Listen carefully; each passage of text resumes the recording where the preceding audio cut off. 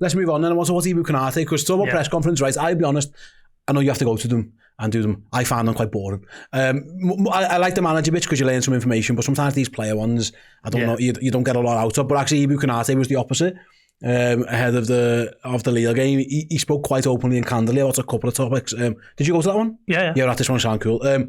Should have probably clarified that before we started. So that's good news. I know you had to watch it anyway. So let's start with the knee stuff then, and then we'll move on to the contract stuff. So he kind of openly revealed about his knee, that he's been playing through a bit of pain. Yeah.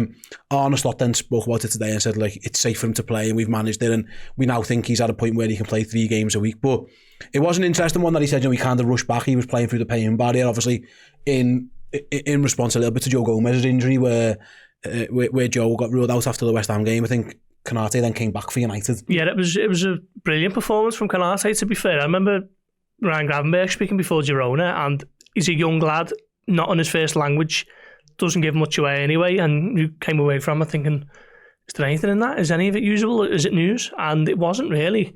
And this was just the exact opposite. Someone said that when Konate, when he'd finished, someone said, can we have him every week? And someone else said, I don't think Liverpool are going to be putting him up ever again, just because of how candid it was and forthright. And, on top of him revealing that he's played through the pain barrier and with the use of painkillers and sort of strapped it up and got on the pitch, he also revealed that he's been offered a new contract. He kind of just dropped that into the conversation as well. And he was very matter of fact of his belief that his and Van Dijk's partnership has been the best in Europe this season. I asked him about his sort of growing influence in the squad, captained France earlier this season, and does he feel like he's becoming a leader in the team now? And everything was just brilliant. But it was interesting. I imagine there were people at Liverpool who were wincing a bit as he was reeling off all these details about playing with painkillers and playing through the pain barrier, and just sort of cracking on with it. And I think it speaks to the character that he is, that Joe Gomez was injured and Manchester United were up next, and he thought, can't let the team down here, got to declare himself fit for this one. And maybe he hasn't quite been at the level he was at before the knee injury, which he picks up against Real Madrid, but it says a lot about his mentality and his heart, that he's willing to sort of put his hand up and say, look, if you need me, I'll play. It's interesting because he's been excellent against pretty much since he returned. It is worth mentioning, this isn't that uncommon. There'll be a lot of players who play through like, on painkillers or anti-inflammatories, all that kind of stuff. But yeah, it was a refreshing. I thought it's a good thing going on. I don't know. Like I like people being honest, I suppose. So fair enough. But for him to just come out and openly say that, again, like I say, that probably isn't something Liverpool would have been overly pleased with. Can you imagine Rihanna scenes like, hey, just leave it. And then another question comes about the injury, and he's being open and candid. Yeah, it was great to see.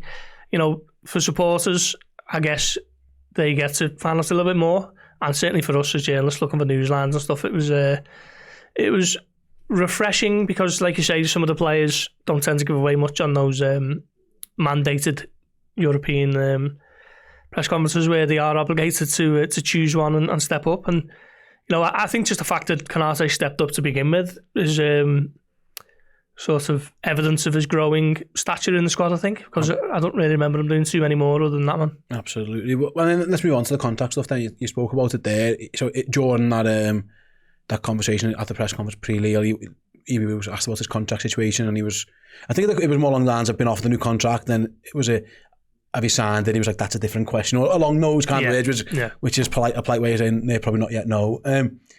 I think there'd been like talk, I think, about like Ibou Konate being off the new contract and things like that, but everybody's been focused, of course, on the Salah, Van Dijk, Alexander-Arnold thing.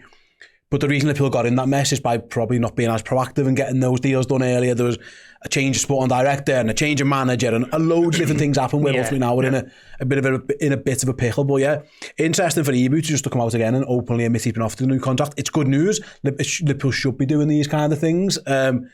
But yeah, again, you must have been licking your lips like, oh my God, the players just give us that story just in the middle of a press conference. I didn't really have to go digging too much for that one. Yeah, well, he sort of initially tried to say that it was just speculation, didn't he? And then he got pressed a little bit further on, have you been offered the contract? And then he just said yes. He wouldn't be a great spy, Ibou. Yeah. He gave up the goods pretty easy there, didn't he? Well, he walked past me in the mix on a couple of months back, and I said, Ibou, 2 minutes, and he was like, oh, I'm shy, and walked off laughing his head off. And I said, Shy, there's not a chance you're shy. You're just so open and honest and affable, and you can see what a great character he is, sort of behind the scenes. But no, you're right. You know, I've written something today for the Blood Red column in tomorrow's paper. The Liverpool, you know, it looks as though there's been a few mistakes made on Salah, Trent and Van Dijk's situation. And a lot of that, it comes from the void of the last couple of years where there was no sporting director in place. Jörg Schmachter was pretty much just a negotiator, a facilitator of what Jurgen Klopp was after in the transfer market. So there was no one there to essentially look after this type of stuff around the same time that FSG were gently kicking the tyres and, you know, exploring their options to potentially a sale. So the that void is where time has elapsed on these contracts. So it's a new look Liverpool behind the scenes with Richard Hughes, Michael Edwards back in tow, and then Arne Slot as the head coach. So a new regime, almost looking to learn from those mistakes by being proactive and getting the likes of Jarell Quansah earlier this season, now Ibou Konate tied down to longer deals for the best years of their careers. And it seems as though, okay, Konate isn't over the line yet, but it looks as though they are looking to just make sure they're not in the same situation again, sort of 18 months down the line, where you've got major players whose futures are up for question. Yeah, absolutely. Because we know that one's well, nothing's happening with that one as far as you know. So if they can definitely secure the future of top players, and it feels like with Konate as well. Not only is he a good guy, he feels like not only a good player. He seems like he comes across as a good character as well. He feels like one that the dressing room really gets behind. I've seen all the social media videos and stuff. He's usually heavily involved in.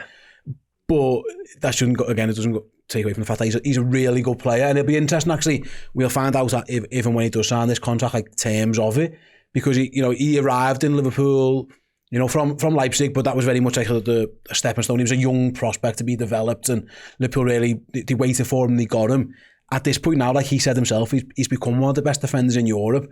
Here's another one who, in terms of wages and salary, he's probably going to be well within his rights to ask for a significant increase, because he is not the same player who arrived as this young kid who, we'll see what we've got. He has become a real top Premier League European defender now. Yeah, and that was always the hope for Liverpool, and it's probably taken a little bit longer than they might have thought, because he's had really good points and prolonged spells of form, but he's also had lulls and he's had injuries and stuff, and I think this is his best season at Liverpool so far. And he said, actually, when I put that question to him on Monday, that he was only 21 when he arrived. He was a young lad developing and as a player and as a person, and he's come on leaps and bounds. I remember sitting around the table with him before the FA Cup final in 2022, and he did the interview through the use of a translator, and it was all good stuff. It was all about how we grew up in Paris, just sort of stone's throw from start to France, and almost come full circle when he was going to be playing in the Champions League final in a few weeks' time.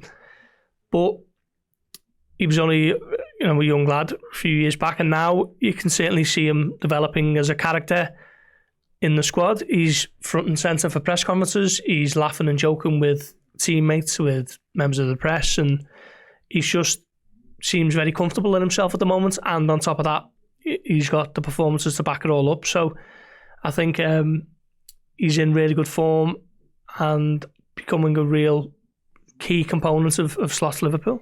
It's the expectation, again, I don't know how much that he will sign this new contract, that it's close. Have we got anything around? Yeah, I don't know, actually. I think when it came out around about September time, the talk was that Quansah's was always a lot closer, and so that came to pass. I think he signed it quite soon afterwards. It's gone a little bit quiet on that one. Obviously, Liverpool have more pressing concerns with the aforementioned three that we've spoken about, for months and months, haven't we? So not too sure how close it'll be, but I think his sort of wry answer on Monday suggested that, signing it is a different prospect to being offered it, and there might be some negotiations to be had there first.